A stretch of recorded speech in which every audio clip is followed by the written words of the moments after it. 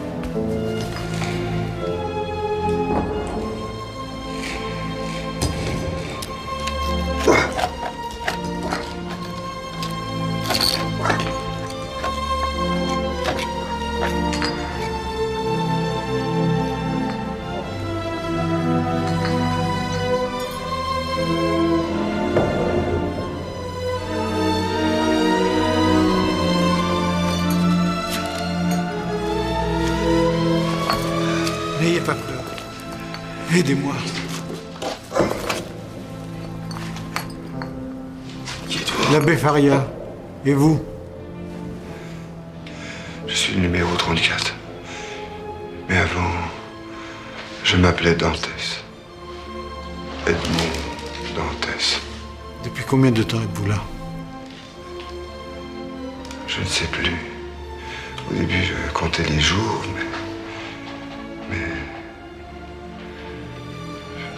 Nous sommes le 11 février. Le 11 février. Oui. C'est février.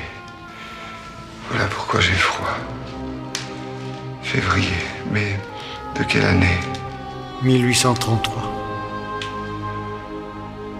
1833. Ça fait 18 ans que je suis ici. 18 ans.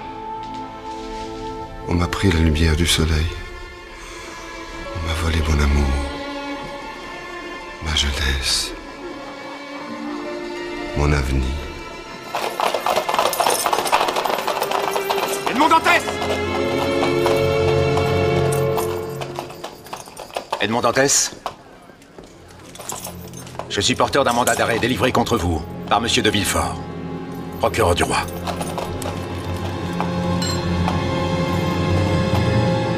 Au nom de la loi, Dantès! Suivez-moi!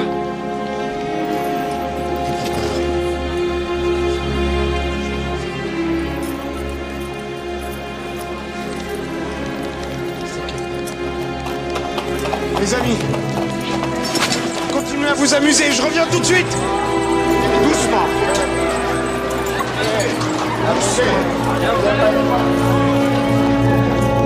Cette lettre qui vous dénonce est anonyme. Bien sûr. Avez-vous une idée de l'accusation qu'elle porte contre vous? Absolument aucune, monsieur le procureur. Et j'ai beau chercher, je ne vois pas le mal que j'aurais pu faire. D'ailleurs, je viens juste de rentrer en France, après un long voyage aux Indes orientales, sur le Pharaon, vaisseau de l'armement Morel. Sur lequel vous serviez comme officier en second. C'est bien cela? Oui, monsieur. Dans quelles circonstances avez-vous été amené à prendre le commandement de ce navire? Comme je l'ai dit dans mon dernier rapport de mer, le capitaine du Pharaon est mort des fièvres en passant Gibraltar. Et on n'accuse quand même pas de l'avoir assassiné. Non, Dantès, on vous dénonce pour avoir débarqué à l'île d'Elbe. Est-ce exact? Ma foi, oui. Où est le mal? Une fois à terre, un aide de camp de l'ex-empereur Napoléon ne vous a-t-il pas remis un pli? Si. Pourquoi? Ne saviez-vous pas que toute relation est interdite avec l'ancien tyran? Monsieur, j'ai agi sur ordre du capitaine du Pharaon.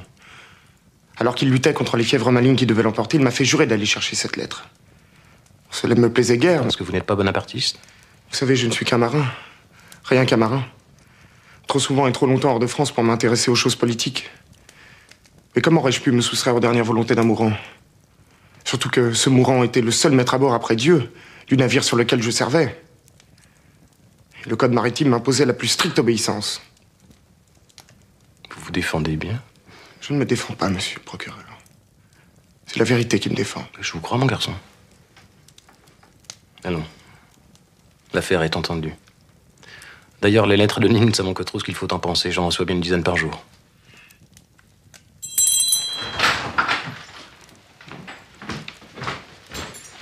Enlevez-lui ses chaînes.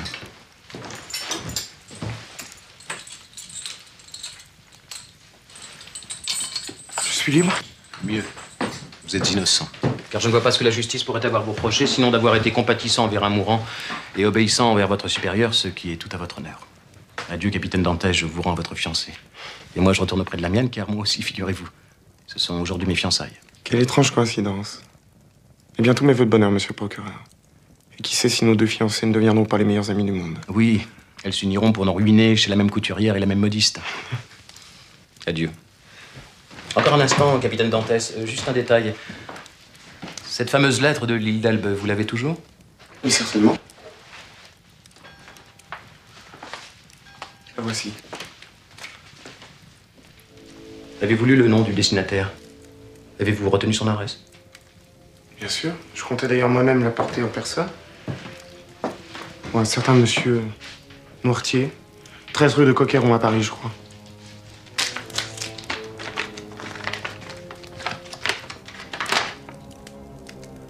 Je m'apprête à fuir l'île d'Elbe pour débarquer en France et reprendre le pouvoir. Je vous charge de favoriser cette reconquête en éliminant par tous les moyens votre contenance, l'un de mes plus dangereux adversaires. C'est toute ma confiance, Napoléon. Edmond Dantès, au nom de la loi, je dois m'assurer de votre personne. Comment? Mais vous venez de dire que... Conduisez cet homme au château d'If et veillez à ce qu'il ne puisse communiquer avec personne. Vous n'avez pas le droit! Enfin! Taisez-vous, Dantès, plus un mot! Des accusations d'une extrême gravité pèsent sur vous.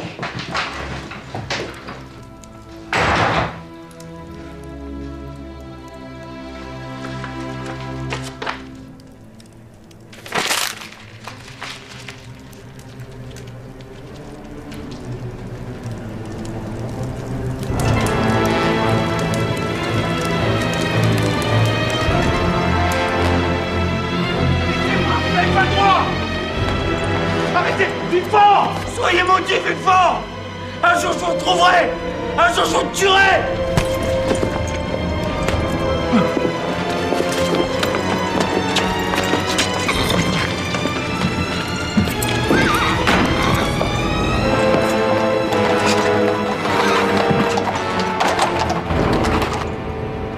Ce qui a provoqué l'émotion et le brusque revirement du procureur Villefort, C'est le nom de l'individu auquel je devais remettre le pli de l'île d'Elbe. Noirtier, rue du Coqueyron, Paris. Et ce nom ne vous dit rien? Non. J'ai longé les côtes d'Afrique, j'ai doublé le cap de Bonne-Espérance, j'ai relâché à Colombo, Bombay. Je n'ai jamais été à Paris. Je connais personne. Votre Noirtier s'appelle en réalité Noirtier de Villefort. C'est le père du procureur qui vous a fait enfermer ici. J'ajoute qu'il a toujours été réputé pour ses sympathies bonapartistes. Cette lettre dont vous êtes chargé devait contenir un message qui risquait de compromettre le père de Villefort. Oui, ça tient. Ça tient. Ça explique pourquoi m'a laissé pourrir ici sans même me traduire devant un tribunal. Mais Napoléon est mort, lui aussi. Ces histoires de complot bonapartistes n'ont plus aucun sens. Pour Villefort, un danger chasse l'autre. Si on vous fait comparaître devant les juges, vous allez parler de la lettre. Alors, pour protéger son père d'abord et sa carrière ensuite, Villefort n'a pas hésité à me sacrifier, à me condamner à être enterré vivant. N'oubliez pas l'autre lettre. À la lettre anonyme. En me dénonçant comme courrier de l'empereur. Et depuis que je suis enfermé dans ce trou puant, je n'ai cessé d'y réfléchir, tournant et retournant les événements dans tous les sens. J'ai du mal à admettre la vérité. Mais aujourd'hui, pour moi, cette lettre n'est plus anonyme.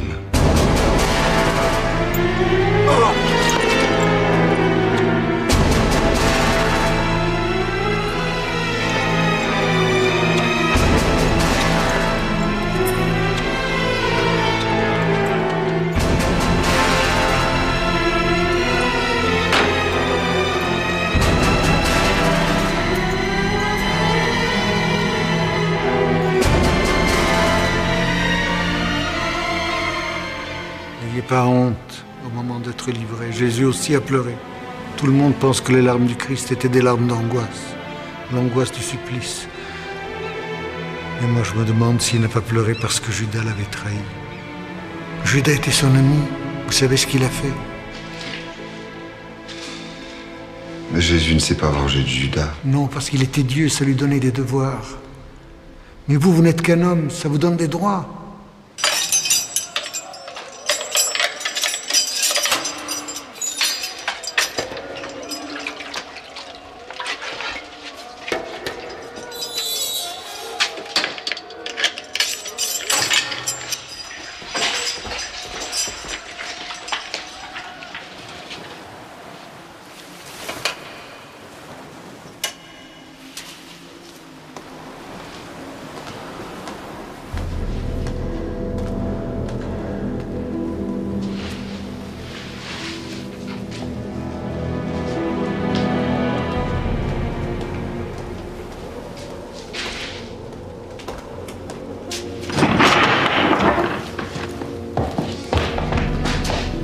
C'est de signaler sa mort juste en quittant notre service. Comme ça, la ronde de nuit devra le porter jusqu'au cimetière. Allez, on va déjà commencer à le mettre dans le sac parce que sinon les bêtes vont commencer à le grignoter.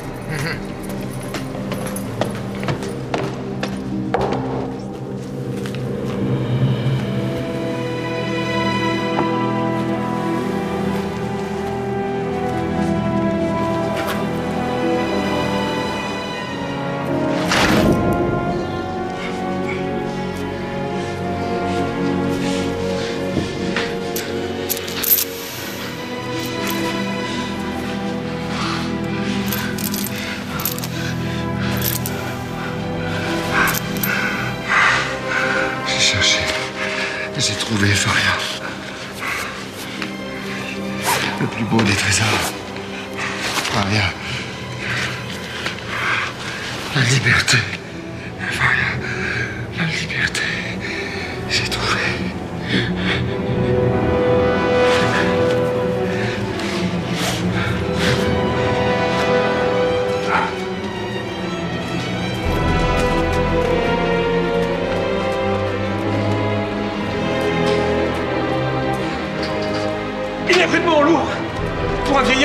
fous de la peau sur les os. C'est à cause du boulet. On aurait mieux fait d'attendre d'être au cimetière pour le lester.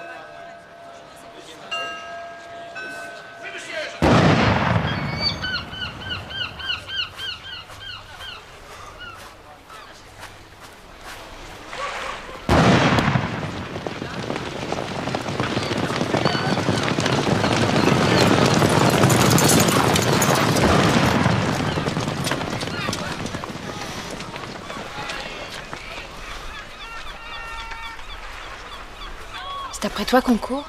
Je peux te cacher.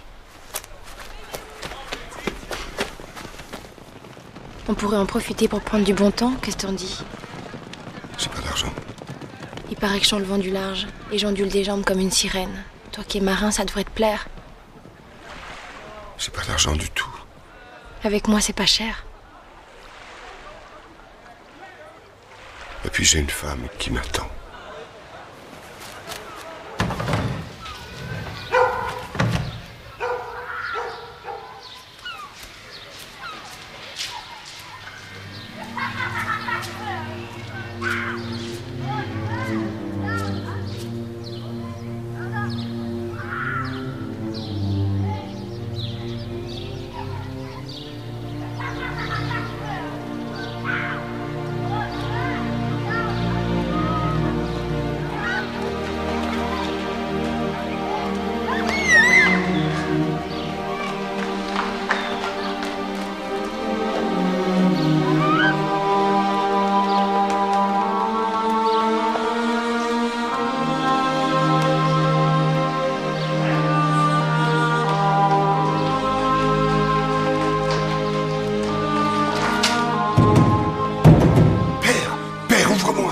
C'est Edmond, je t'en supplie, ouvre-moi, je suis en danger. Père!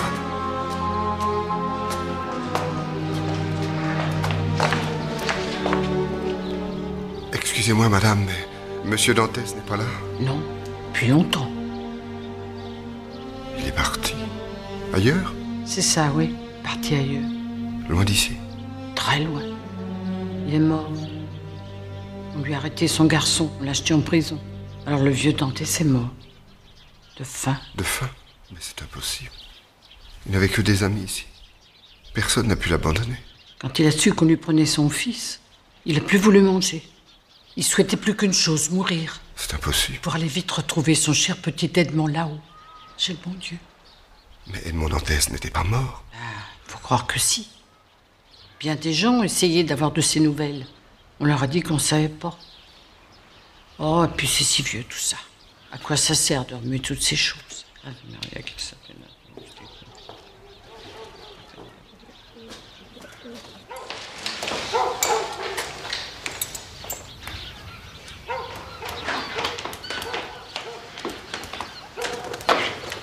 Les matelots, est-ce qu'on dirait?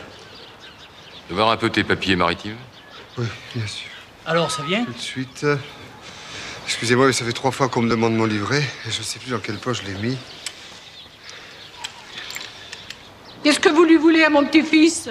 C'est un bon garçon qui n'a jamais fait de mal à personne. Votre petit-fils? Sans lui, il y a longtemps que je serais morte, allez. Et ça vaudrait peut-être mieux. Faut pas dire des choses comme ça, madame. Et faites excuse, on ne pouvait pas savoir. Nous recherchons un évadé, vous comprenez? C'est pas chez nous que vous le trouverez. Tout ce qu'on cache ici, c'est notre misère.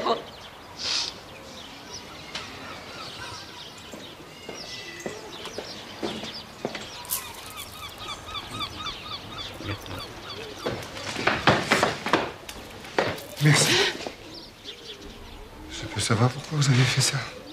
Je sais pas qui t'es, mon garçon. Je préfère pas le savoir. Mais j'ai fait ça parce que, tout à l'heure, t'as défendu la mémoire du pauvre vieux père Dantès.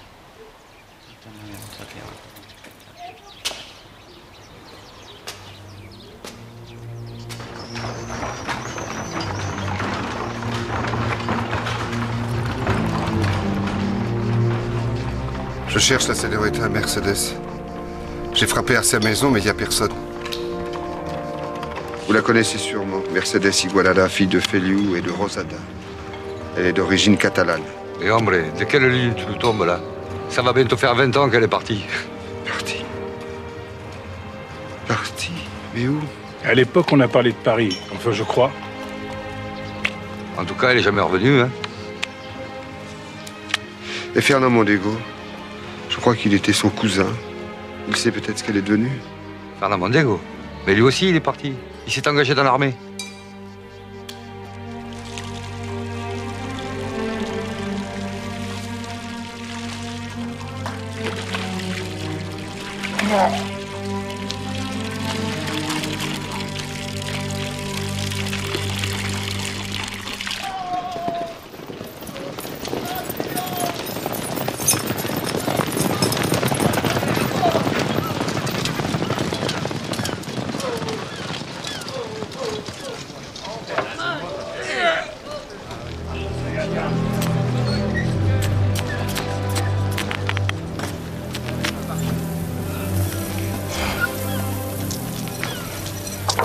Alors, mon gaillard, oui, toi qui bouffe du blé comme un rat, t'es embarqué sur quel bateau?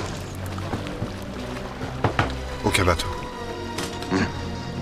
C'est-à-dire, j'étais sur un voilier, à l'île de Malte, mais on a fait naufrage. C'est des choses qui arrivent. La jeune Amélie, elle, c'est un bon navire qui tient sous les pieds. Moi, je suis un bon patron qui tient ses promesses. C'est une proposition.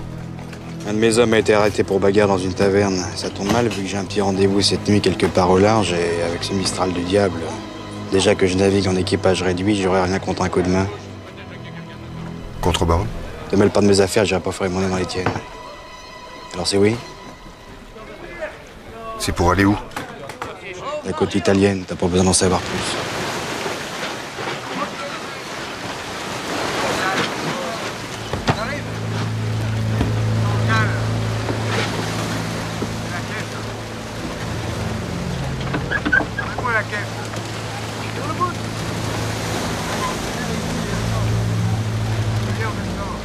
Où on va rien, capitaine? Pour envoyer une voile carrée, là, pour nous appuyer un peu. Voile carrée? Oui. Puis de choquer un peu les phoques, là. Il n'y a pas assez de creux. L'eau de Méditerranée, aux arômes de Provence et fourrée d'un hachis de langoustine et d'oursin. Hein?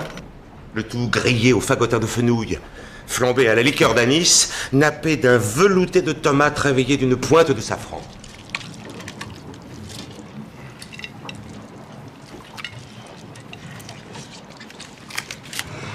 Ce diable de Bertuccio n'entend rien à la navigation, mais comme maître Coq, il n'a pas son pareil. Il faut dire qu'avant d'embarquer sur la jeune Amélie, il était le cuisinier du comte Farlati, un des hommes les plus riches de Toscane. Ces gens-là, tu sais comment ils sont, toujours à s'imaginer qu'on les dépouille, qu'on les détrousse, qu'on les friponne. Votre cuisinier est un voleur. Et toi? Qui es-tu? La vigie signale un fanal par tribord avant, capitaine. Fixe ton fanal. Ça cligne des yeux. Un coup je te vois, un coup je te vois pas. C'est le signal. Tout le monde sur le pont, ça sent bon le tabac turc.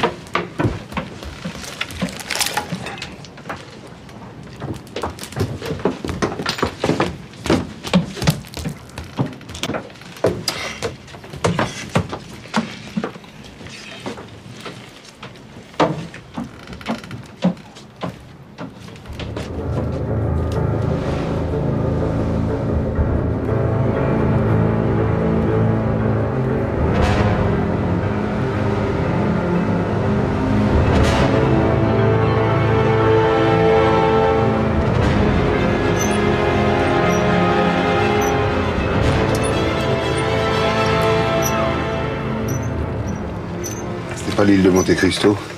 Une île, dis-tu? C'est faire beaucoup d'honneur à ce morceau de caillou. Vous pouvez m'y débarquer? De débarquer sur Monte Cristo? On va passer à quelques encablures, ça vous dérangera pas de beaucoup. J'ai pas vraiment envie de me séparer d'un bon marin comme toi. D'ailleurs, tu serais un fada de nous quitter si tôt. Tant que j'ai pas négocié en Italie des ballots de tabac qu'on embarquait cette nuit. Avec quoi pourrais-je te payer? Tout ce que je vous demande comme salaire, c'est de me débarquer sur cette île et de m'y reprendre à votre retour d'Italie, dans une 8aine de jours. Et qu'est-ce qu'un homme comme toi peut bien avoir à faire sur un foutu caillou comme ça? Quand Lazare est sorti de son tombeau, personne ne m'a posé de questions. Faut respecter le silence des morts, capitaine. Que Dieu me pardonne d'avoir transformé son fils en couteau.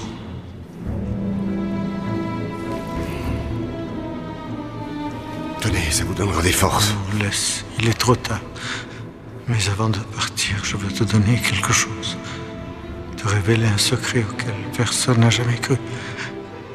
Mais toi, tu vas y croire. C'est comme tu crois en Dieu.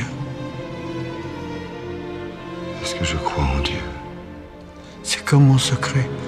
Tant que tu ne l'as pas vu, tu doutes. Quand tu l'auras vu, tu seras ébloui. Un trésor. Car je suis riche, mon enfant. Immensément riche. Là-bas, une île. Une île? De quelle île parlez-vous? Monte Cristo. L'île de Monte Cristo.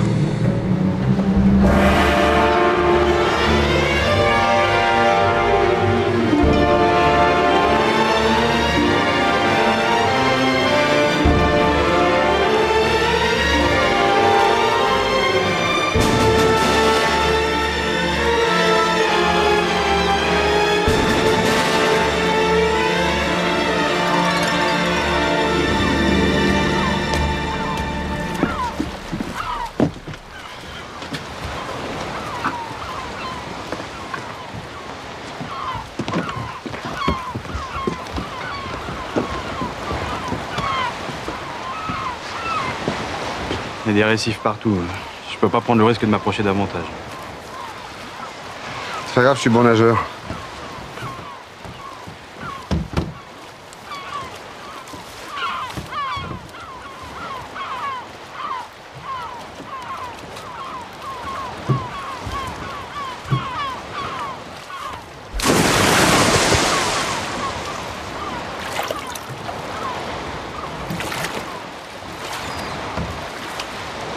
Au revoir. On reviendra dans 8 jours.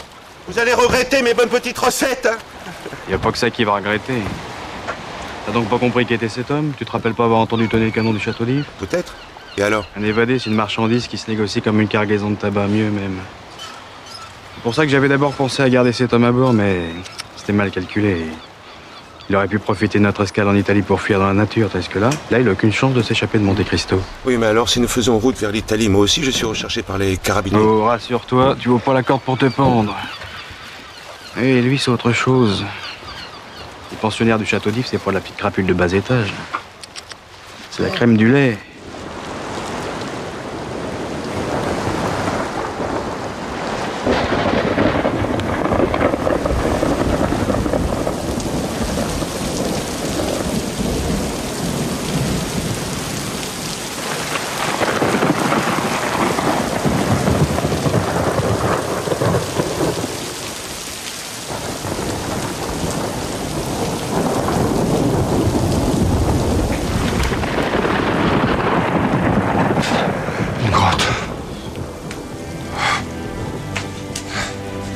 Faria. Fais-moi un geste. Un signe. Ainsi, je ferai le reste. Oui.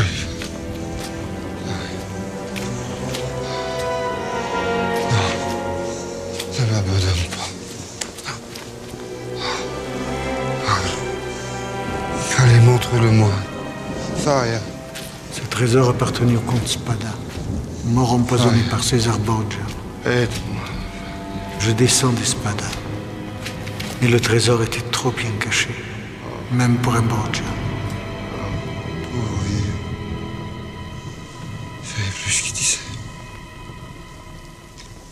C'est normal. Moi aussi, j'ai déliré. D'ailleurs, qu'est-ce que j'aurais fait de ce trésor? Faria. Faria. Faria. Qu'est-ce que j'aurais fait de ce trésor?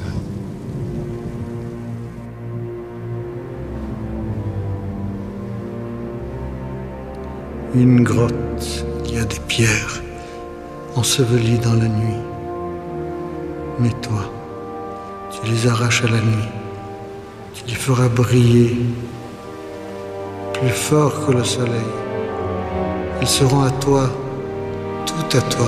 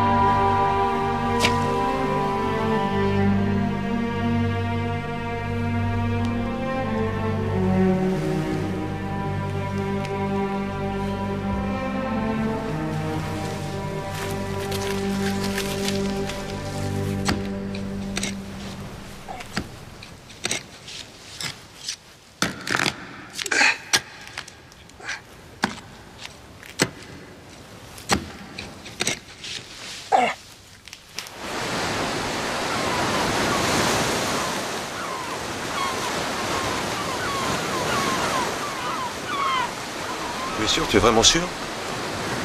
La seule là. On va voir, attends un peu.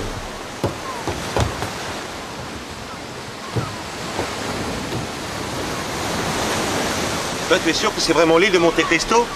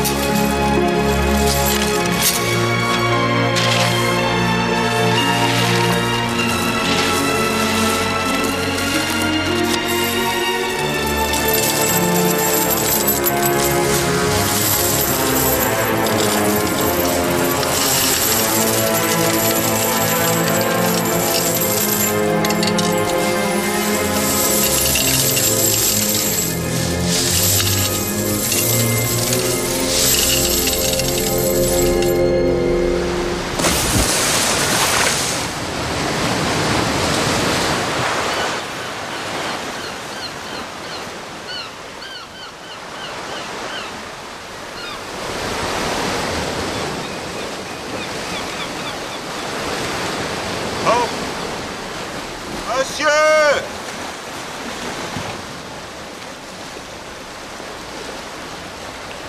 Monsieur, c'est Bertuccio!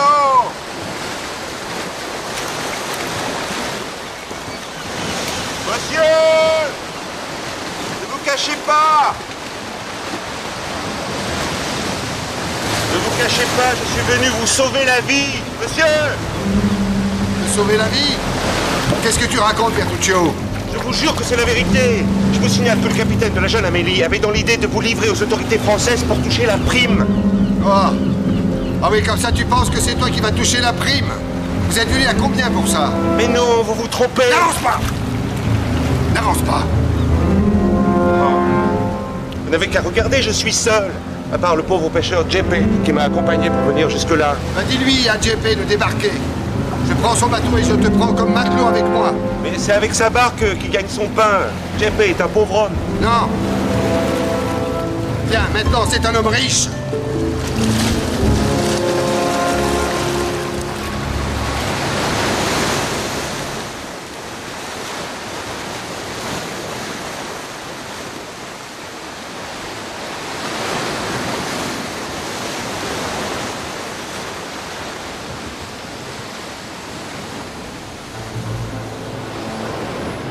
Mais pourquoi vous n'avez pas voulu emmener le vieux Jeppe?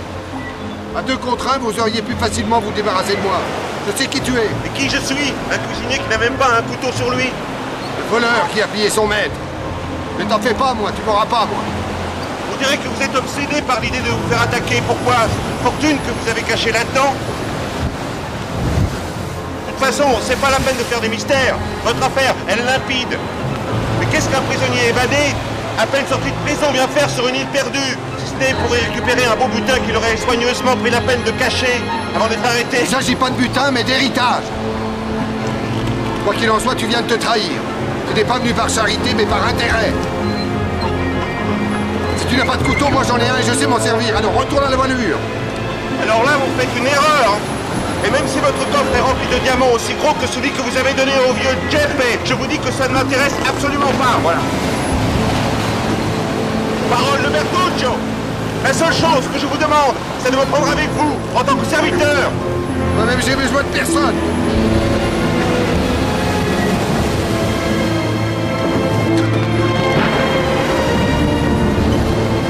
Sûr, c'est que nous ne faisons pas route vers les côtes françaises. Bien vu. On va en Italie.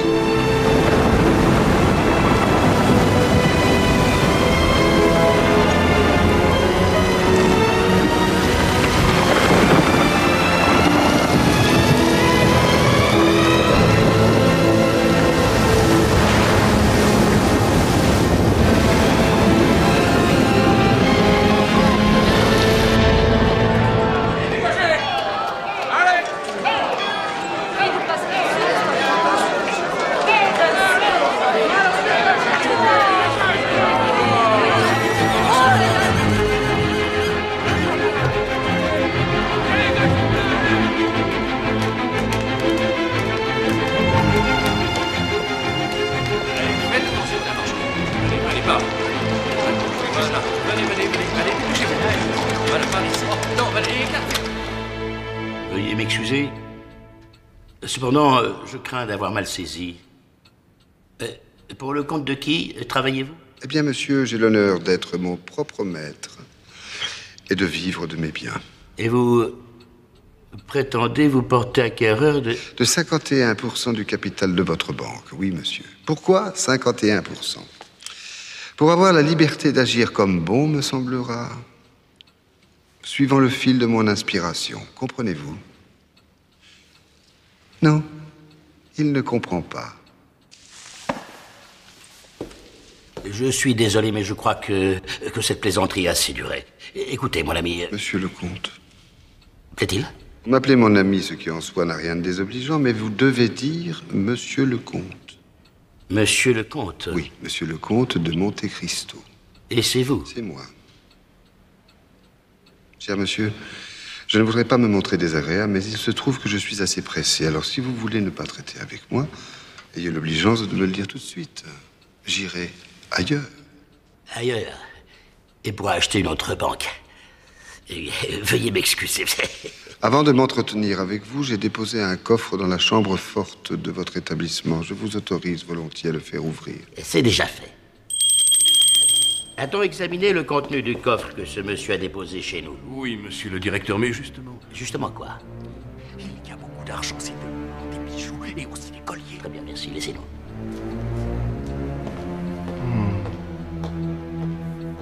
Ce qu'on m'annonce à l'instant est prodigieux. Tout simplement stupéfiant. Comment se fait-il que nous n'ayons jamais entendu parler de... Monte Cristo? Eh bien, c'est-à-dire que je ne suis pratiquement jamais sorti de mon château. De votre château? Ah oui, certes. Qui doit être splendide, ça, je l'imagine. Et où se trouve-t-il? Eh bien, sur une île, là-bas, en Orient. Et puis-je savoir, monsieur le comte, par quel immense honneur vous avez porté votre choix sur notre société? N'avez-vous pas chez vous l'armement Morel de Marseille?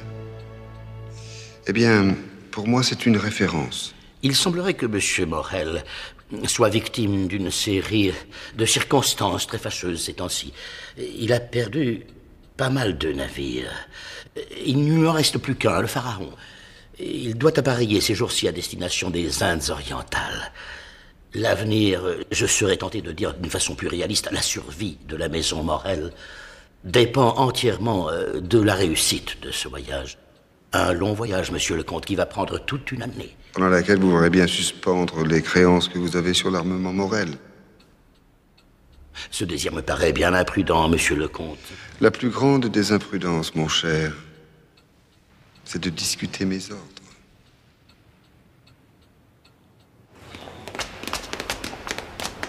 Vite, à Marseille. Oui. Attention.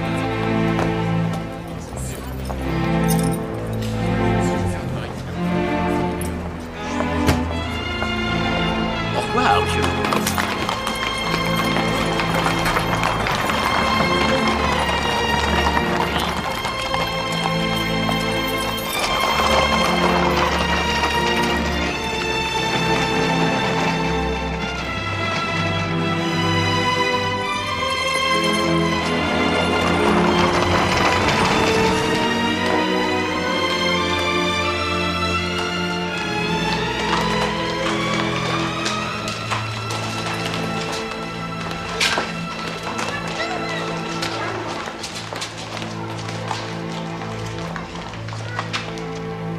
L'abbé, si j'osais. Que peut faire pour vous l'abbé Busoni, ma brave femme? J'ai pas voulu vous déranger pendant tout ce temps qu'il vous fallait pour vous installer. Remettre en état cette pauvre maison, ça n'a pas dû être une mince affaire. Avec l'aide de Dieu, on vient à bout de tout.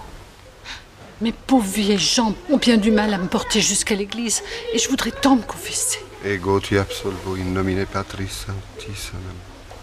L'absolution? Mais je vous ai pas dit mes péchés. Ce que vous ferez au plus petit d'entre nous, c'est à moi que vous le ferez, parole du Seigneur. C'est Dieu qui a une dette envers vous.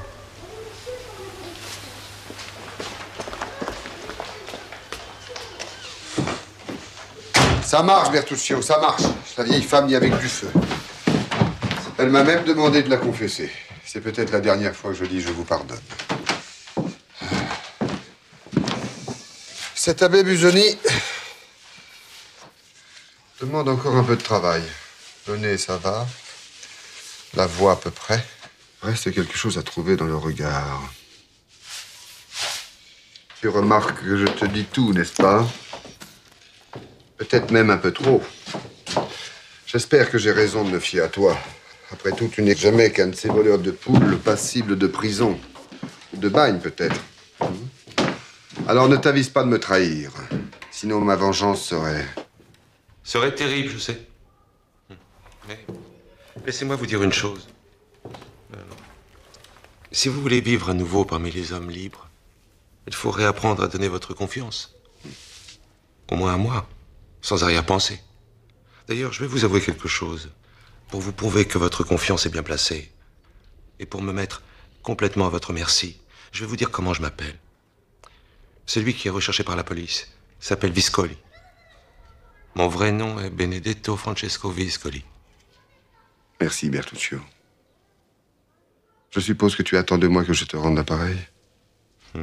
Oh, je suis un cuisinier qui garde ses recettes. Vous avez donc bien le droit d'être un maître qui ne divulgue pas ses petits secrets. Alors disons que je t'ouvre quelque chose comme un crédit. Le jour où tu me le demanderas, je te dirai vraiment qui est le comte de Monte Cristo.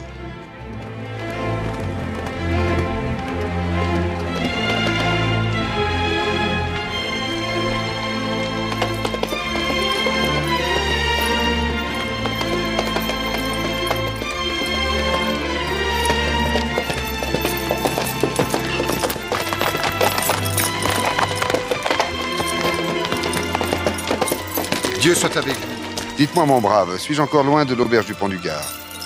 À peine une lieue, mon père. Mais saurez-vous, c'est pas là que je descendrai. Ah bon, et pourquoi ça? Je veux pas médire, mais on raconte que le tenancier et sa servante sont fiefs et coquins.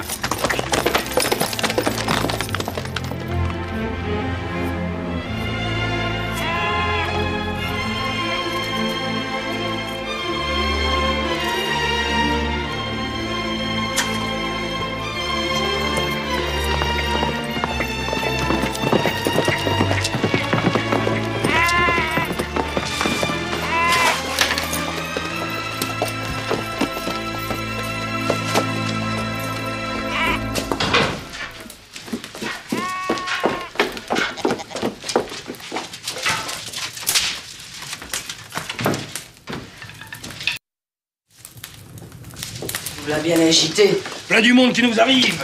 Et du beau.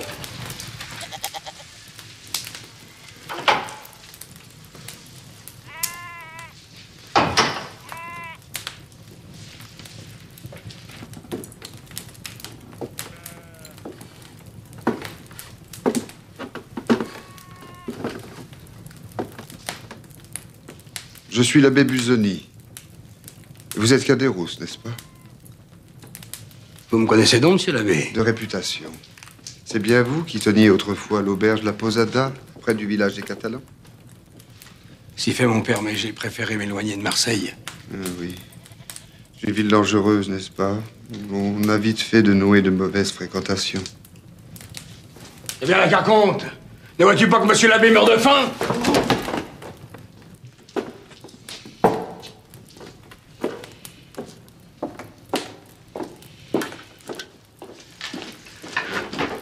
Monsieur l'abbé me laissera-t-il déboucher pour lui cette bouteille d'excellent vin de Beaucaire? Bien volontiers, monsieur Caderousse. Asseyez-vous. Bien que je ne sois descendu chez vous ni pour votre table, ni pour votre vin. Mais pourquoi donc alors? Pour votre mémoire, monsieur Caderousse. Vous souvient-il d'avoir connu un certain Edmond Dantès? Edmond Dantès, vous dites? Oui. Si j'ai connu Edmond Dantès, moi? Oui, un petit peu. Il venait quelquefois à la Posada se rafraîchir d'un verre de bandol bien frais. Oui, il y a bien longtemps que je l'ai pas revu. Et vous ne le reverrez jamais puisqu'il est mort. Il est mort? C'est moi qui lui ai apporté les secours de la religion et recueilli son ultime confession. Des profondistes, comme on dit chez vous, hein? Encore que le pauvre jeune homme ne devait pas avoir grand-chose à confesser. C'était le plus brave homme que la terre ait jamais porté. Je vois que vous l'aimiez bien. Lui aussi vous aimez bien, Caderousse. Juste avant de fermer les yeux, il m'a supplié de retrouver les seuls vrais amis qu'il avait jamais eus sur cette terre, qu'il n'avait jamais cessé de chérir dans son cœur. Fernand Mondego, Eugène Danglars et vous, mon cher Caderousse. Mais nous retrouver pour quoi faire, puisqu'il est mort? Pour faire votre fortune. Comment ça, notre fortune?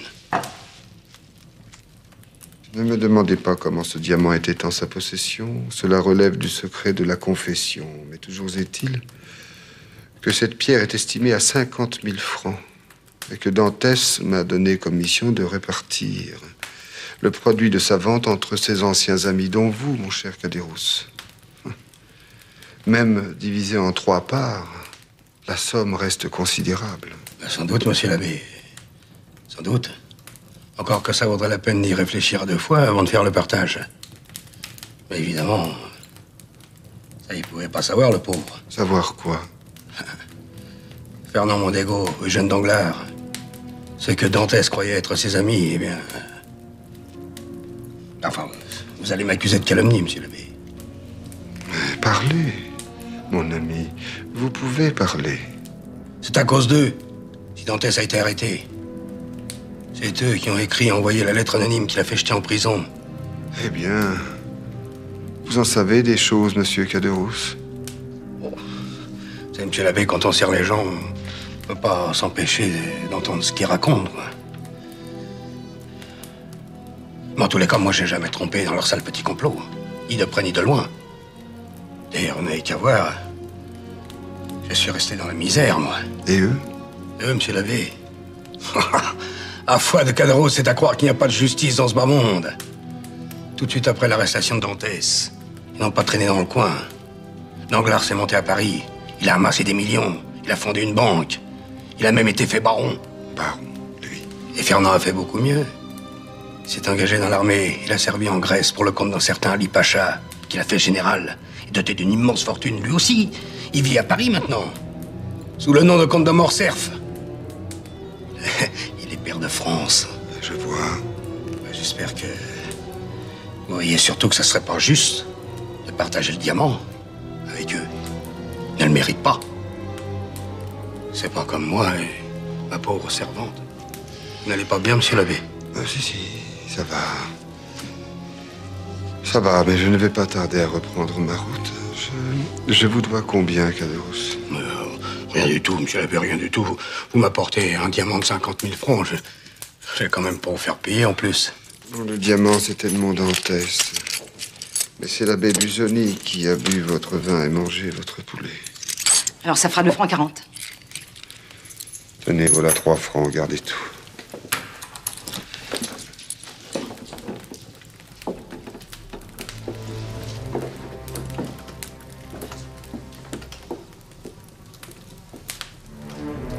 Edmond Dantès avait des amis, du moins il croyait en avoir, mais il avait aussi un amour. Mercedes Igualada. Une sacrée belle fille. Elle a quitté Marseille, m'a-t-on dit. Bah, évidemment, puisqu'elle a épousé Fernand. La voilà comtesse de Morcerf, à cette heure. Adieu, Caderousse. Adieu, madame.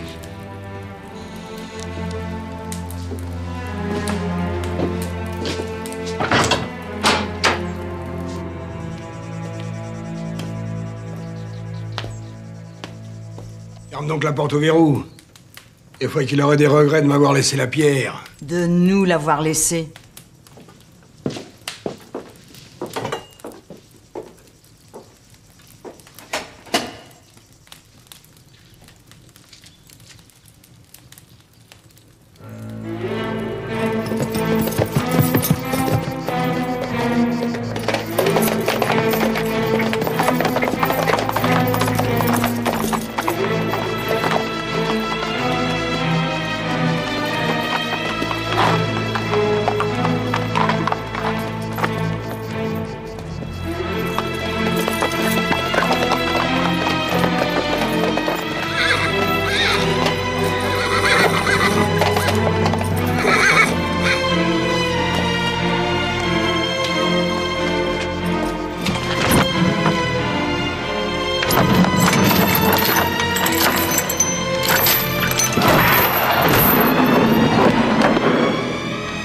Moi, je ne prends pas les gens en traîtres, ni les hommes, ni les dieux.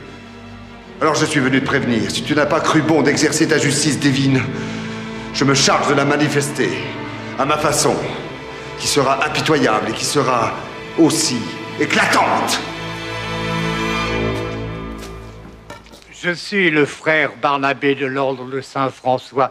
Je mène une vie d'ermite là-haut dans les collines et cette chapelle est mon oratoire. Cela m'étonne qu'un prêtre ayant un si beau cheval se soit arrêté dans un lieu si misérable pour y chercher Dieu. Je ne cherche pas Dieu, frère Barnabé. Je suis venu l'avertir que je prenais sa place.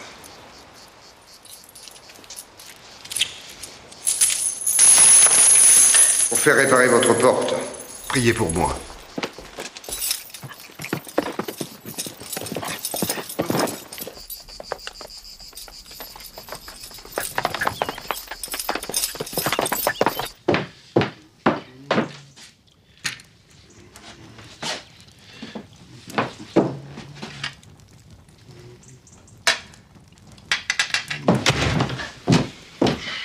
Ah, voilà, enfin, c'est que je commençais à me faire du souci, moi, et pas seulement à cause du dîner qui a failli brûler d'ailleurs. Mais ça aurait été vraiment dommage parce que je vous ai préparé d'excellentes choses, des tomates aux anchois, des spaghettis aux fruits de mer, des... J'ai fait tout à l'heure pour l'addition de 50 300 francs un repas qui me coupera l'appétit pendant plusieurs jours au moins. Et puis nous n'avons pas le temps de souper. Nous partons. Encore? Mais on part où cette fois? En Orient. J'ai besoin d'apprendre. L'abbé Faria ne m'a pas tout appris. Il était trop bon pour ça. Mais que pensez-vous apprendre en Orient? Le raffinement, Bertuccio. Le raffinement sous toutes ses formes. Et en particulier le raffinement dans la vengeance.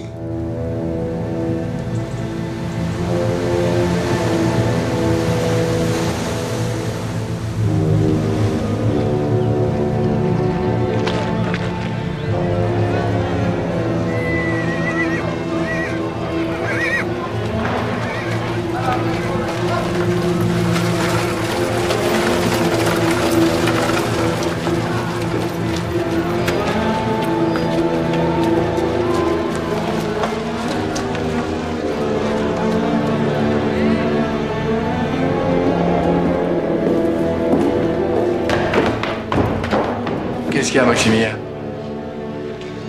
Ça pourrait être lui, père. Ça pourrait être le pharaon. Ça pourrait être lui, mais c'est pas sûr.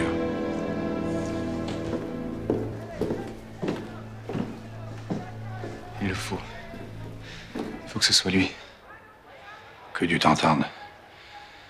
Si le pharaon et sa cargaison sont engloutis, alors la banqueroute est inévitable.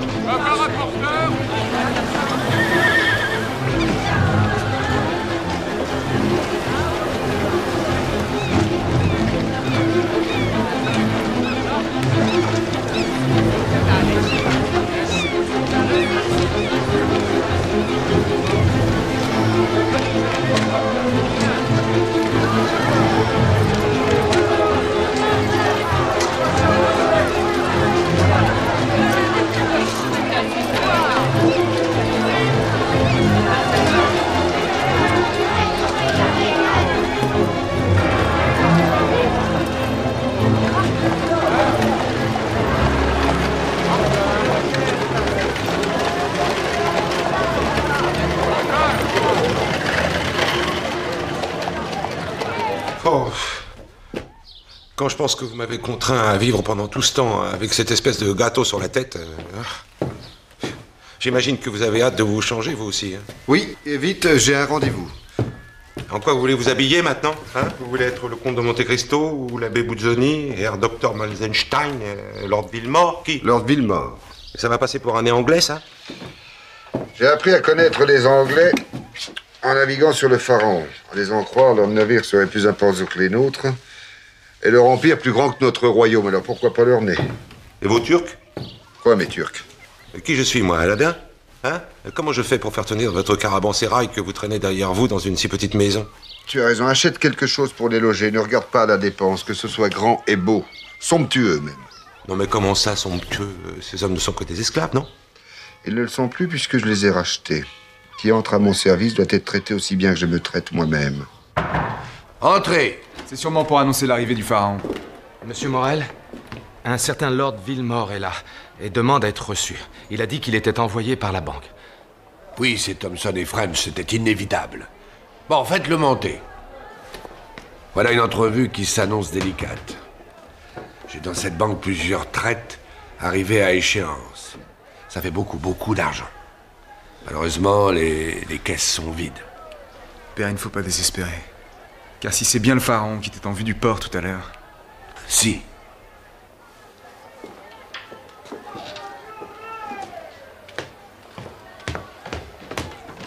Ah, monsieur Morel. La banque Thompson & French, avec laquelle votre maison est en affaires... Écoutez, je ne veux pas être discourtois en vous interrompant, mais j'imagine que cet entretien est aussi pénible pour vous que pour moi. Alors, écoutez, si vous le permettez, tâchons d'être le plus rapide possible. Comme il vous plaira. J'ai ici un relevé de nos comptes. Nous avons d'abord signé par vous une série de traites pour 200 000 francs. Elles ont été suspendues 1 an. Mais les voici arrivées à échéance. duquel il faut rajouter 32 500 francs, enfin courant, et pour la fin du mois prochain, environ 55 000 francs. C'est cela. Parfaitement. Ainsi donc, puisque vous ne discutez pas le montant de vos dettes, de quelle façon entendez-vous vous en acquitter? Je ne vous cache pas que notre banque est inquiète. J'ai toujours fait honneur à ma signature. Je sais bien qu'une rumeur court à Marseille selon laquelle la maison Morel serait incapable de faire face à ses engagements, mais... Sitôt que mon navire, le Pharaon, sera enfin annoncé en vue du port... Je suis arrivé à Marseille par le Luxor qui a recueilli à son bord les naufragés du Pharaon. Il n'y a plus de Pharaon, monsieur Morel. Maximilien, mon fils, cours vers le port. Va réconforter nos pauvres marins. Amène-les ici, et je descendrai leur parler dès que j'aurai fini avec leur ville mort. Tout de suite.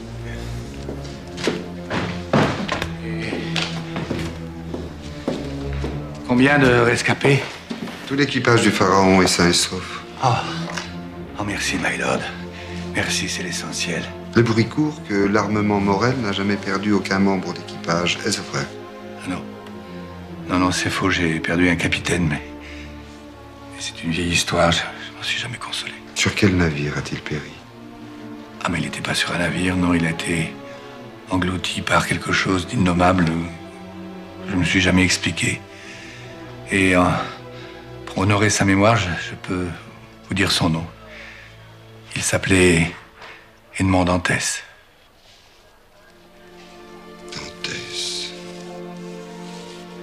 Dantès, dites-vous. Ne s'agit-il pas de ce garçon dont vous avez si généreusement assisté le malheureux père jusqu'à sa mort? Oh, généreusement, my lord. Bien, c'est ce qui se dit à Marseille.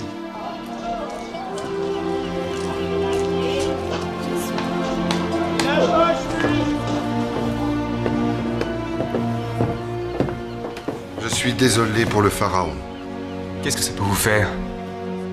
Pour vous, les banquiers, c'est quoi un bateau? Des colonnes de chiffres, la valeur d'une cargaison? Mais vous ne pouvez pas comprendre.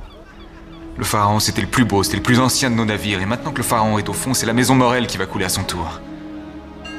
Oui, je sais bien ce que vous êtes venu demander à mon père. Mais qu'est-ce que vous en faites de tout cet argent dans vos banques? Nous, on en fait des navires, on en fait des voyages, on en fait des hommes libres. On en fait du curry, de la vanille, de la soie, de l'indigo, on en fait du rêve. Chez nous, l'argent, il n'est pas enfermé, il prend le vent, il va sur la mer. C'est assez joli, ma foi, ce que vous dites. C'est ça, moquez-vous de moi en plus.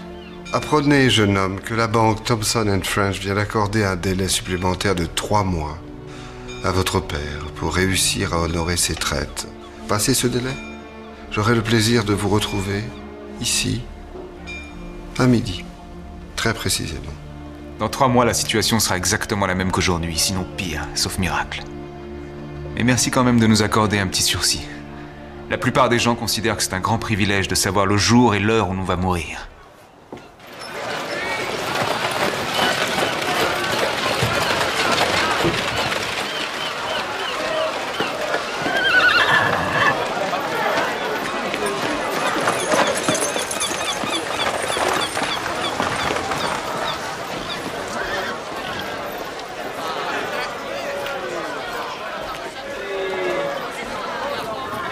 Bien la calèche, Bertuccio, bien. Mais dès que nous serons en Italie, tu vas te procurer une paire de chevaux de même couleur. Le raffinement, Bertuccio, le raffinement. Mais pourquoi l'Italie? Nous retournons en Italie? Oui, demain à l'aube, nous roulerons jour et nuit s'il le faut. Chaque heure compte. Ne m'as-tu pas dit que c'est dans ton pays où se trouvaient les constructeurs de bateaux les plus habiles? Certainement, mais les carabiniers aussi sont habiles. Et puis j'espère que vous n'avez pas l'intention de vous faire construire un bateau, je comprends pas pourquoi. Pour remonter le temps, Bertuccio, et le vaincre.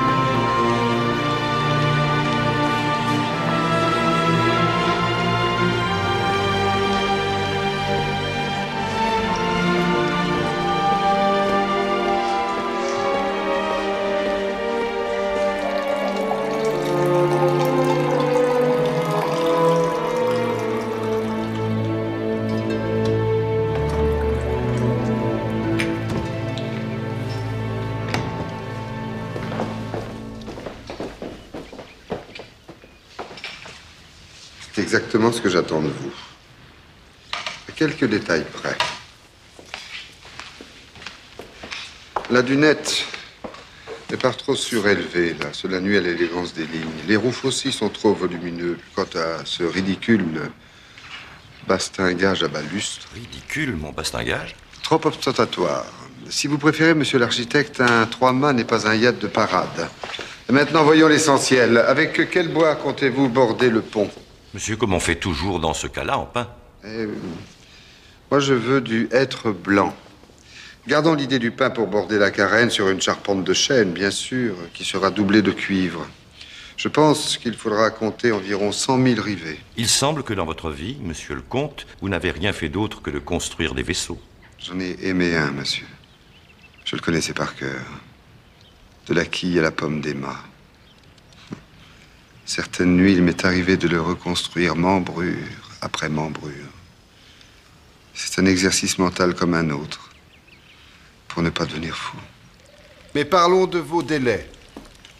3 mois, monsieur le comte, ça me semble un terme beaucoup trop court pour me permettre... Pourtant, vous n'aurez de ni un jour, ni une heure de plus. Doublez, triplez, quadruplez vos équipes, je paierai le prix qu'il faudra. Monsieur le comte, la fortune donne des droits, mais... Ce n'est pas ma fortune qui me donne des droits. C'est mon infortune.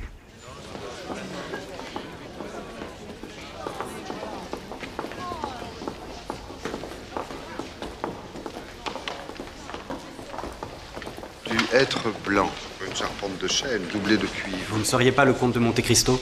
Serviteur, monsieur. Bien. Monsieur l'architecte, je compte sur vous. Monsieur. Serviteur, monsieur. Vicomte Albert de Morcerf.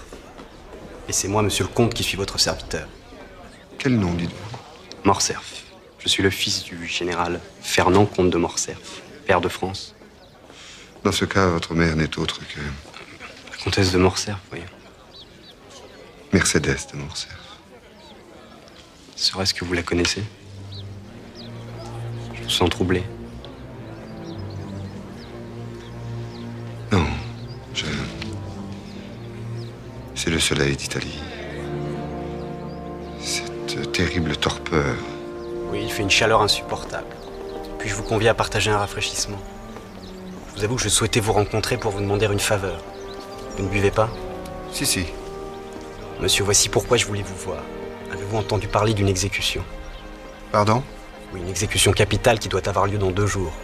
On doit mettre à mort un certain Rocca Priori, surnommé Peppino, coupable d'appartenir à la bande de Luigi Vampa, un des plus fameux bandits italiens. Mais je ne vois pas en quoi cela vous concerne. Eh bien, je me suis laissé dire que les Italiens avaient une curieuse façon d'exécuter les suppliciés. Alors, ayant entrepris ce voyage pour découvrir l'Italie et ses coutumes, je me suis dit qu'il fallait voir ça. Hélas, je m'y suis pris trop tard pour avoir des places. Mais le signor Pastrini qui tient cet établissement m'a dit que le comte de Monte Cristo s'était sans doute montré moins étourdi. Qu'en somme, monsieur, vous accepteriez de m'accueillir sur le balcon que vous avez loué pour voir le spectacle. Spectacle? Vous appelez la mort d'un homme un spectacle? Mon Dieu, monsieur, il s'agit là de punir un bandit. Le mot punition est un mot terrible, jeune homme. Ne l'employez pas comme si vous parliez d'un opéra. Mais je ne vous comprends pas. Est-ce que la justice... Il lui arrive de se tromper à la justice, et quand elle se trompe, elle devient la chose la plus immonde, la plus répugnante qui soit. Elle fait honte à ceux qui la rendent. Et puis je n'ai pas de balcon.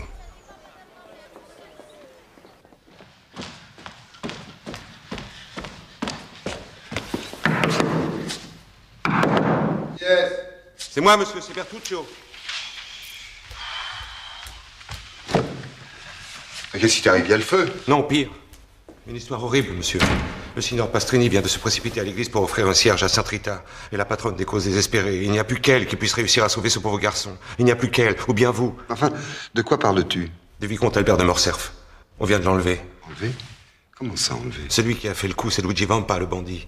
Il demande une rançon exorbitante. Je vous garantis que s'il n'est pas payé, il donnera l'ordre d'égorger ce malheureux garçon. Vous voulez savoir combien il veut? Il a les dents longues, ce Vampa. Enfin, il n'y a pas de quoi s'affoler. Que le signor Pastrini avance la somme exigée par les ravisseurs et les Morcerf le rembourseront. Le signor Pastrini ne dispose pas d'une telle fortune. Mais laisse-moi dormir. Moi, je déteste les questions d'argent. Mais vous pourriez faire quelque chose. Vous possédez cet argent. C'est donc ça que tu es venu me demander. J'étais persuadé que vous seriez d'accord. Eh bien non, Bertuccio, le comte de Monte Cristo n'est pas d'accord. Désolé, mon cher, mais je ne dépenserai pas un liard pour un morcerf. D'ailleurs, si je m'écoutais, je te prierais de m'apporter de l'encre, une plume et du papier pour m'offrir la satisfaction d'avertir moi-même Fernand de Morcerf qu'il vient de perdre son fils. Mais comment osez-vous dire une chose aussi horrible? C'est pas possible. Vous ne sauriez pas ça, je peux pas le croire. Moi aussi, Bertuccio. Il y a certaines choses que je ne pouvais pas croire. Elles étaient vraies pourtant. Ce cher Fernand, il va savoir ce que c'est quand on vous arrache un fils, ce que mon malheureux père a vécu au point d'en mourir. Il va l'éprouver lui-même. Tiens, fais-moi monter du vin. Je veux me réjouir à la santé de Luigi Vampa. Vous pouvez vous réjouir d'une pareille horreur? Non, je me réjouis de la justice de Dieu. Mais ce pauvre garçon est innocent. Et si ces bandits décident de l'égorger? Le jeune Albert veut assister à un supplice, eh bien, il sera aux premières loges. Non. Quoi, non? Pas vous. Et pas ça. Mais toi, tu ne comprends rien. Vous n'avez pas pensé à sa mère? Parlons-en de sa mère. Somme toute, t'inquiète pas pour elle, va. Elle se console vite. Son premier chagrin, il lui a fallu que quelques mois pour l'éponger. Alors comme ça, vous connaissez cette pauvre malheureuse? Non.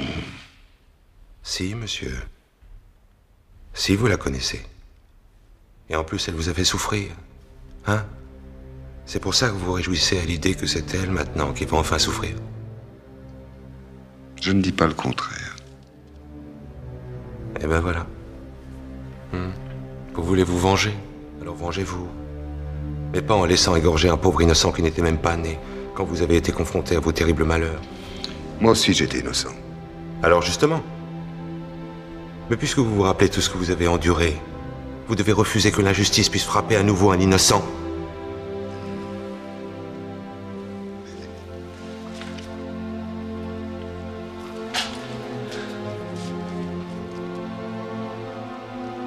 Tu veux que je sauve Albert de Morcerf? Oui, je le veux. Et même je l'exige. Ah, tu l'exiges? Tu te permets d'exiger? Et au nom de quoi? Je me le permets au nom de la dette que vous avez à mon égard. Vous l'avez oubliée, celle-là? Mais moi, non. C'est vrai, un jour, vous m'avez même dit que j'avais un crédit ouvert chez vous. Non, mais c'était pour te raconter mon histoire, te révéler mon vrai nom. Oh, ça m'est bien égal de savoir qui vous êtes. Ce qui m'importe, c'est de savoir ce que vous êtes. Et vous êtes un homme bon. Où as-tu pris ça? Mais j'ai un cerveau, non? Je réfléchis. Par exemple, vous voulez savoir pourquoi vous dépensez une fortune colossale pour faire construire un navire? Mais parce que j'ai été marin. Et que j'adore les bateaux. Non, vous ne mettrez jamais les pieds sur ce bateau. Je sais à quoi et surtout à qui vous le destinez. Tu es un redoutable créancier, Bertuccio. Très bien, tu as gagné. Je vais m'acquitter de ma dette envers toi. Vous voulez dire que vous paierez la rançon du jeune Morcerf? Non, je ne paierai pas la rançon. Puisque tu me prives du plaisir de me venger, tu me permettras au moins de m'amuser un peu. File à l'église, arrache le signor Pastrini à ses dévotions et dis-lui que je veux rencontrer, cette nuit même avant l'aube, Luigi Vampa. Là, je vous retrouve. Encore une chose, je te donne jusqu'à demain soir pour tout savoir sur le juge qui a fait condamner un des hommes de Vampa.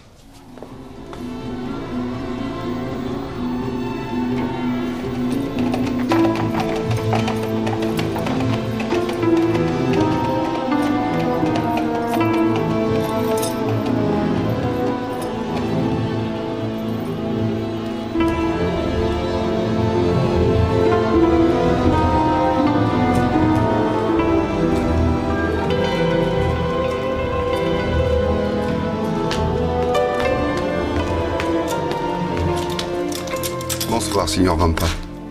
D'abord, je voudrais vous remercier pour cette entrevue. Dis à tes hommes de s'éloigner. Dites-leur vous-même, signor Vampa. Ça va. Tu as apporté l'argent de la rançon? Non. Comme vous voyez, je suis venu les mains vides. Tu sais ce que ça veut dire? Albert de Morcerf sera exécuté. Je ne crois pas, non. Je voudrais bien savoir qui m'en empêcherait. Rocca Priori, dit Peppino. Lequel Peppino est de vos amis, je crois. En quoi est-ce que ça te regarde, la mort de Peppino? En ce que je peux l'en empêcher.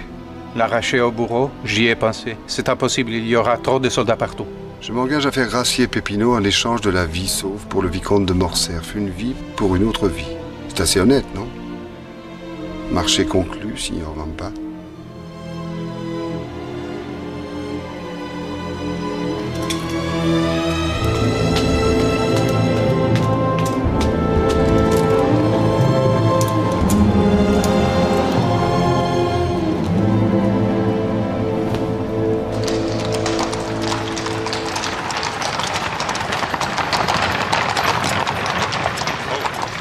Oh! Ah. Tu es certain de ces informations? À la veille d'une exécution capitale, le juge Simonetti va toujours entendre un opéra. Chacun assourdit sa conscience comme il peut. Et il attend l'aube fatale en galante compagnie de façon un peu spéciale, comme je vous l'ai dit.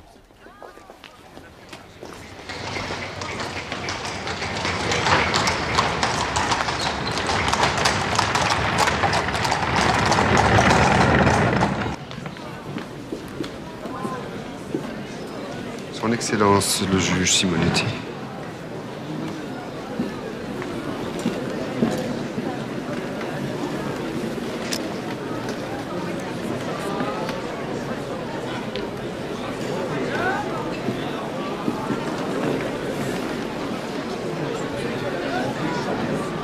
Ma chère enfant, je ne vous demande pourtant pas grand-chose.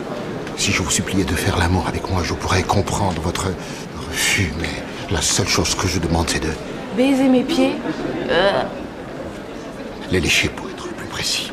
Les toiletter lentement, avec adoration. Et si par hasard je m'acquittais mal de cet humble service, je ne verrais pas d'inconvénient à ce que vous m'en punissiez de plusieurs coups de fouet.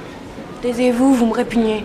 Mais voyons, je ne vous comprends vraiment pas, ma petite fille. Je serais le seul de nous deux à être humilié, puni et condamné, et si parfaitement heureux de l'être. Jeune imbécile.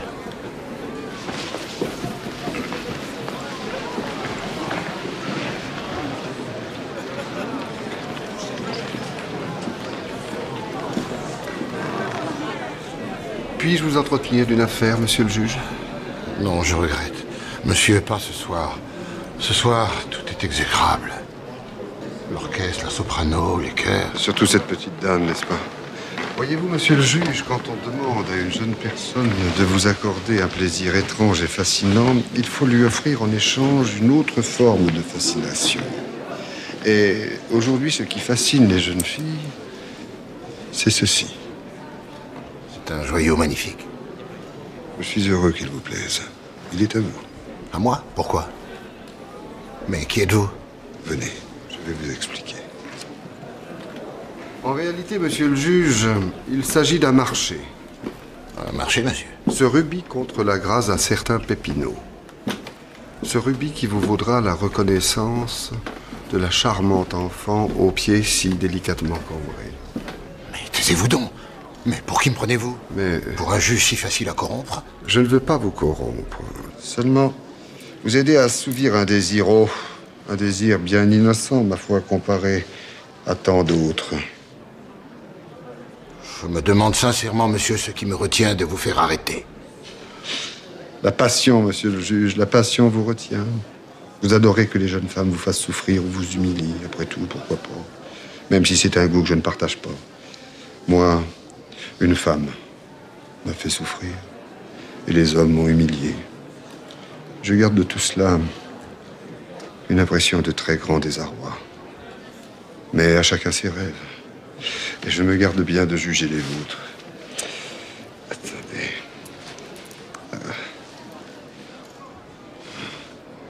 À votre place, je ferais monter ce diamant pendentif. C'est si pur, un diamant sur une poitrine encore juvénile. Quant au rubis et à l'émeraude, la jeune personne en trouvera certainement un emploi. Les petites dindes ne sont stupides qu'en apparence.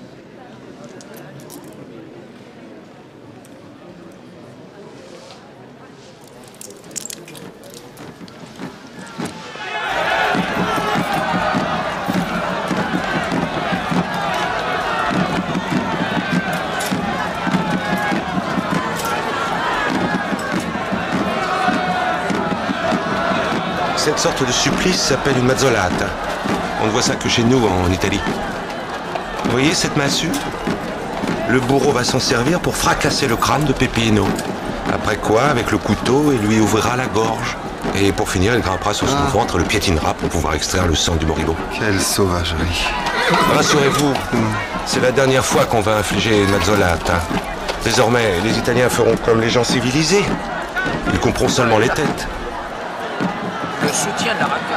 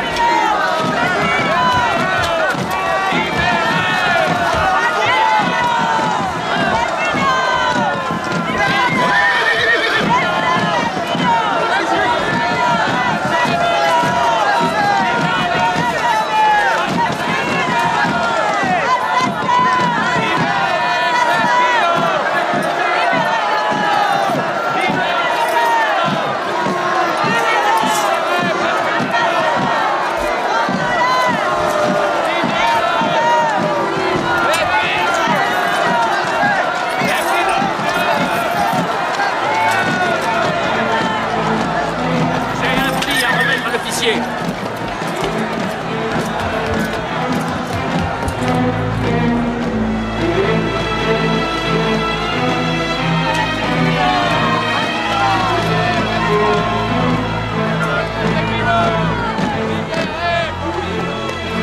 Par ordre de son Excellence, le juge Simonetti, il y a un accord de grâce de la peine de mort pour Rocca Priora, dénommé Peppino.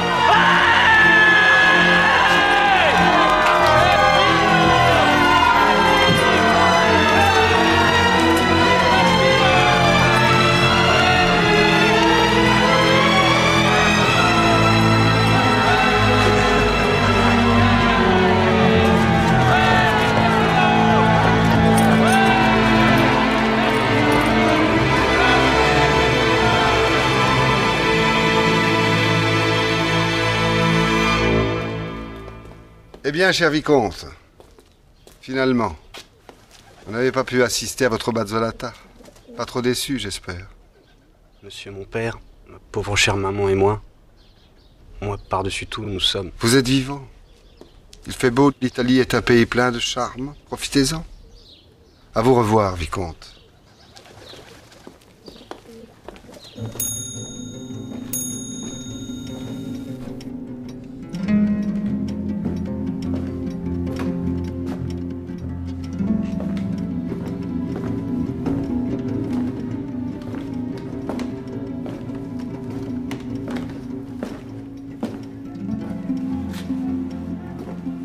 Calme-toi, Maximilien, calme-toi. On doit parler, toi et moi. L'anglais a dit qu'il serait là à midi, il est 11h30. Comment voulez-vous que je reste calme? Et ton agitation ne changera rien. Lord Villemort sera bien là à midi et moi...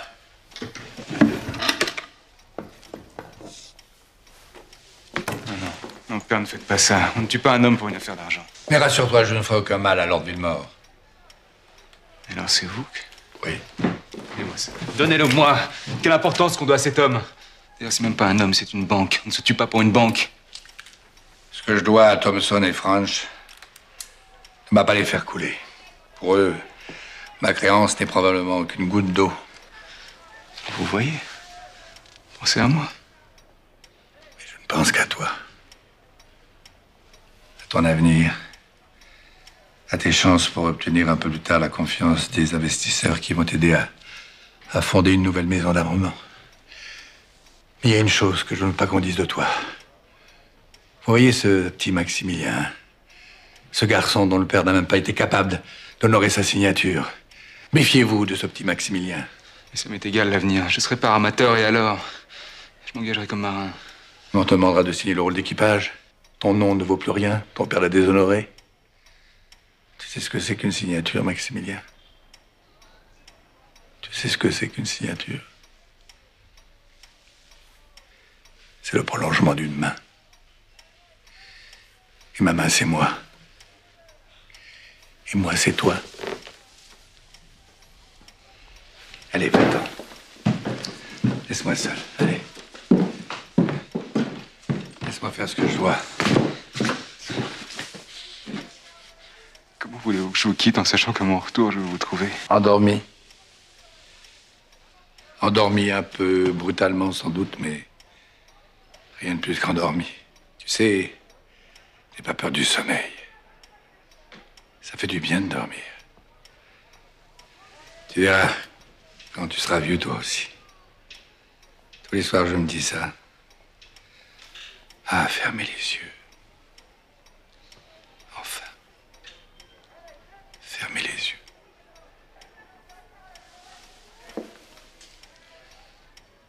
Je t'aime, mon petit garçon. Je t'aime. Allez, va-t'en. Laisse-moi seul. Il est bientôt midi.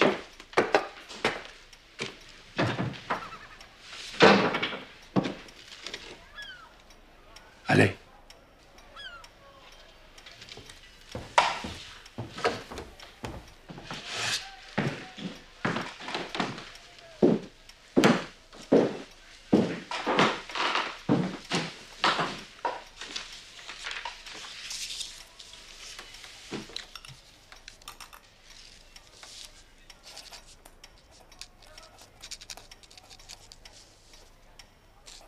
À Lord Villemort, ce 5 mars.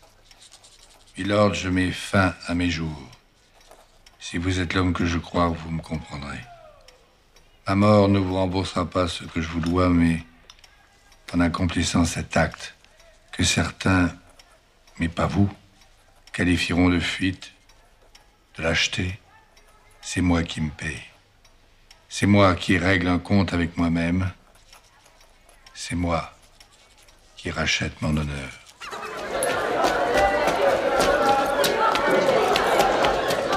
Est-ce que vous êtes le fils Morel?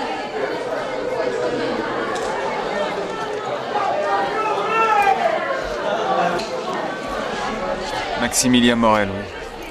On m'a dit de te donner ça, avant midi.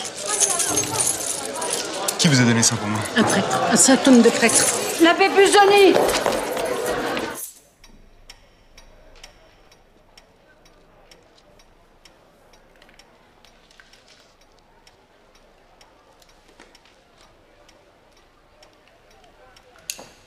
Papa, arrêtez!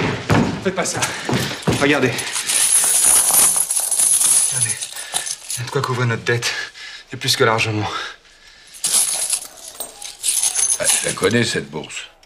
Je la connais. Elle appartient à un curé, je crois. Busoni. Non, non, non, tu te trompes, non. C'est celle du vieux père d'Edmond Dantès. Oui, chaque fois que je lui rendais visite, enfin, je lui ai glissé quelques pièces. Quelquefois, je lui mettais quelques billets qui faisaient moins de bruit. Ah, mais c'est qu'il avait sa fierté, le vieux Dantès. Entrez! Lord Villemort, monsieur. Et me voici, messieurs, comme convenu. Ah, entrez, my lord. Entrez, comme je suis heureux de vous voir. Tenez, asseyez-vous. J'ai quelque chose d'extraordinaire à vous raconter. Un miracle, milord, c'est un miracle. Et vous êtes en mesure de... D'honorer ma signature, my lord. Et bien au-delà. Eh oui, je m'en doutais un peu. Eh oui, le pharaon est rentré. Évidemment, ça va vous changer bien des choses. Pardonnez-moi, my lord, mais vous devez faire une erreur. Une erreur? Mais à propos de quoi? Du pharaon. Ah oui, enfin, vous êtes le mieux placé pour savoir que mon navire a coulé. C'est vous qui m'avez annoncé la nouvelle il y a 3 mois. Je suis un homme de finance, monsieur Morel. Je suis habitué à la rigueur des chiffres, à la froideur des faits. Ce que je puis vous dire, c'est que j'étais à bord du navire qui a assisté aux derniers instants du pharaon et recueilli ses naufragés. J'étais sur le pont du Luxor. J'ai vu ces pauvres malheureux nager vers votre vaisseau avec l'énergie du désespoir. J'ai vu la mer déchaîner, fracasser et engloutir ce qui restait de votre infortuné bâtiment. Si vous avez une Bible, monsieur Morel, donnez-la-moi. Je suis prêt à jurer, la main droite levée sur le livre sacré, que j'ai vu le pharaon disparaître dans les profondeurs de la mer. Mais je suis également prêt à jurer devant Dieu qu'en venant, j'ai longé les quais où une foule joyeuse acclamait ce même pharaon qui, arborant la flamme de votre armement, entrait majestueusement en rade de Marseille, venant d'Italie, où remplit ses cales d'huile d'olive, de blé dur, d'agrumes, de tonneaux de vin, de chianti, de fromage de parmesan. C'est impossible, ce serait... Un miracle, monsieur Morel, un miracle. J'ai moi-même du mal à y croire, mais si le mot miracle existe dans la langue des hommes, c'est qu'il doit bien recouvrir une réalité. Au moins, de temps en temps. Un miracle.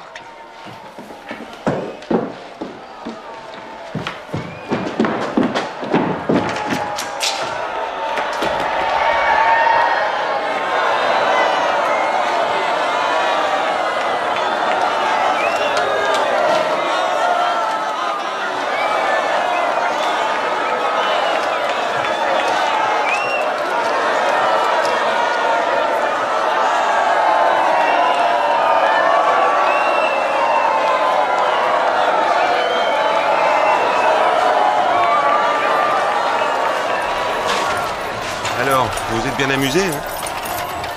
Ma foi, oui, Bertuccio, l'illusion est parfaite. Notre pharaon est à ce point identique à l'ancien que Morel lui-même s'y est trompé. Moi, je trouve qu'il sent encore un peu le bois frais des forêts d'Italie.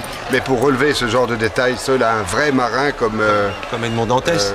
Dantès. Mais qui est Dantès? Tu connais Dantès, toi? Non, c'est un nom, ce qui m'est venu comme ça, à l'esprit. Bon bah alors, s'il t'est venu comme ça, fais en sorte qu'il reparte aussi vite. C'est déjà fait, j'ai déjà oublié. Quel nom j'ai dit? Valdès, Bourgès, Doublès. Oh, c'est terrible d'avoir si peu de mémoire. Oh, à propos, tenez, j'allais oublier de vous la donner. Ah.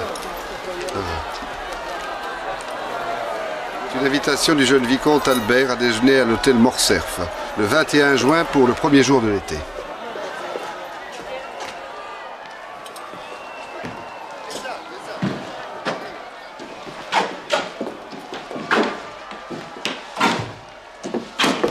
Ça ne va pas? C'est rien. C'est rien. C'est sans doute l'émotion. Je suis heureux. Je suis rudement heureux. Et puis, si les bateaux ressuscitent, c'est la preuve que Dieu existe pour de vrai. Et nous aussi, alors. Non, papa! Non! Papa! Non! Eh bien, écoute, nous irons à Paris. Paris!